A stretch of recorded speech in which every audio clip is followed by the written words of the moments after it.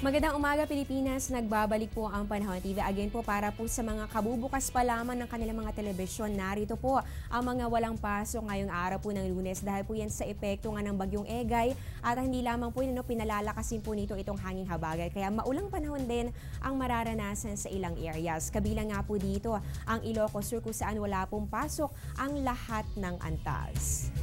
Wala naman pong pasok ang preschool to elementary level dito po yan sa Alaminos City sa Pangasinan. Para rin sa araw na ito, wala rin pong pasok ang lahat ng antas sa Bawang and San Fernando, La Union. At meron din po inilabas po ito nga Department of Education na advisory. Wala rin pong pasok dito po yan from preschool to high school sa Malabon City. So yan po ang mga paaralan na wala pong pasok o nagkansela na ng kanilang mga klase ngayong araw. At sa puntong ito, alamin na po natin ano nga bang update dito sa binabantayan po nating bagyo dito sa loob ng Philippine Area of Responsibility. At para malaman po natin ang kasagutan, makakasama po natin ang isang weather forecaster na Pag-asa. Walang iba kundi si Mr. Mano Mendoza. Good morning, Mr. Mendoza. Sa mga oras sa ito, kamusta na po ba itong lagay ng bagyong Egay? At ano po ba ang inaasahan po nating lagay ng panahon para po sa araw na ito ng Lunes? Una sa lahat, magandang umaga din, Amor, at magandang umaga sa ating mga kababayan.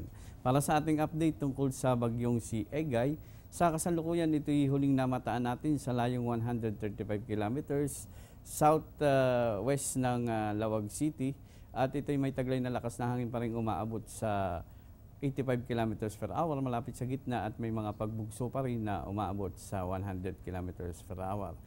Inaasahan pa rin natin na ang bagyong ito ay tatahak sa direksyong pahilaga sa bilis na 7 kilometro kada oras at inaasahan natin na ang bagyong ito ay lalabas sa ating Philippine Area of Responsibility sa Huwebes ng gabi. At para sa magiging lagay ng ating panahon, dahil nakataas pa rin ang ating mga signal sa mga area ng ating kagaya sa Batanes, Calayan Group of Islands, sa Apayao, sa Kalinga, sa Ilocos Norte, sa Ilocos Sur at sa Abra. Diyan nakataas ang ating signal number 2. Ang mga lugar na ito ay patuloy na makakaranas ng masungit na panahon na may maalon hanggang sa napakaalong karagatan. Samantalang ang signal number 1 naman natin nakataas sa Pangasinan, Isabela, Benguet, La Union, Mountain Province at Ifugao. Ang mga eryang nabanggit ay patuloy namang makakaranas ng mga pag-ulan na may pagbugso ng hangin. At sa Kamaynilaan at sa nalalabing bahagi ng Luzon, gaya na rin dito sa Kabisayan dahil sa epekto pa rin ng ating habagat, makakaranas pa rin tayo dito sa Kamaynilaan at sa nalalabing bahagi ng Luzon, makakaranas pa rin tayo ng katamtaman hanggang sa kuminsan ay malakas na mga pag-ulan at pagkidlat pagkulog. Sa Kabisayan, magkakaroon lang tayo ng mahina hanggang sa katamtamang mga pag-ulan at pagkidlat pagkulog. Then sa Mindanao, patuloy pa rin makakaranas ng bahagyang maulap na kalangitan na may pulo-pulong pag-ulan at pagkidlat pagkulog. Okay, so yan po nalaman po natin ang update tungkol po dito sa binabantayan po nating bagyong Egay. Nasa loob pa rin po yan ng Philippine Area of Responsibility at sa ngayon nga po ay meron pa rin mga areas na nasa ilalim ng signal number 2 at signal number 1 at inaasahan pa rin po natin ang pagkakaroon ng maulang panahon sa malaking bahagi ng ating bansa dahil bukod po dito sa epekto ng bagyong Egay, pinalalakas nga po nito itong hanging habagat at siyang magpapaulan naman dito po yan sa ilang areas ng Pilipinas na kahit po hindi po nasa ilalim ng public storm warning signals ng Pag-asa. Kaya panatilihin po natin ang pagmamonitor sa lagay po ng ating panahon at syempre maghanda po kayong mabuti sa pagbaha at ganoon din po sa posibilidad ng pagguho naman ng lupa.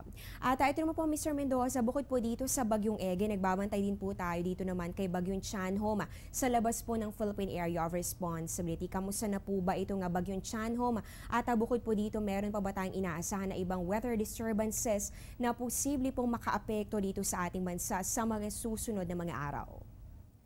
Sa kasalukuyan, itong si Tianhom ay bagamat nasa labas na ating Philippine Area of Responsibility, ito ay sa kasalukuyan ito ay isa ng severe tropical storm at inaasahan nga na ang bagyong ito ay tatahak patungo sa ating Philippine area dito sa may gilid na ito ng ating Philippine Area of Responsibility at hindi man ito makaapekto sa ating bansa ay mapapag-ibayin nito ang ating habagat kaya't magkakaroon pa rin tayo ng mga patuloy na pag-ulan sa darating na mga araw.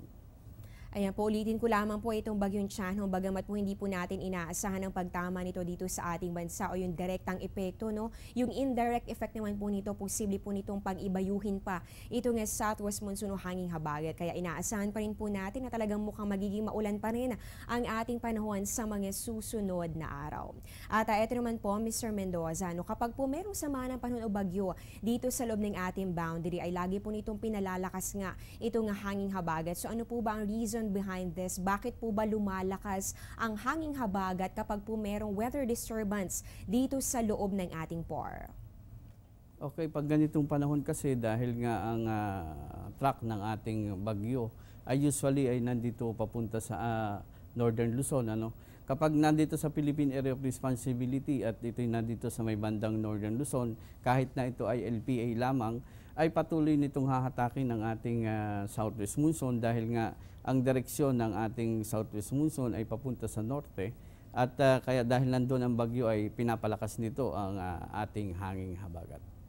Okay, so naintindihan po natin na kapag palang isang sama ng panahon o bagyo ay nasa may tuktok na bahagi po, no, ng ating bansa, halimbawa po sa may bahagi po ng Luzon, ay lalo po nitong nahahatak nga itong hanging habagat. Kaya kahit po hindi po kayo kabilang dito sa mga lugar na talaga po maapektuhan ng bagyong Egay, ay maulan at masungit po ang ating panahon dahil po yan sa mga pag-ulan dadalhin nitong hanging habagat. So tandaan po natin yan, ito po nga koneksyon sa bagyo at ganoon din dito sa hanging habagat. So maraming salamat po, Mr. Mano Mendoza, sa binahaging impormasyon tungkol sa lagay ng ating panahon at sa mga dagdag kaalaman para po yan sa ating mga manonood. Nakasama po natin ang isang weather forecaster ng Pag-asa. Magbabalik pa po ang Panahon TV pagkatapos ng ilang mga paalala.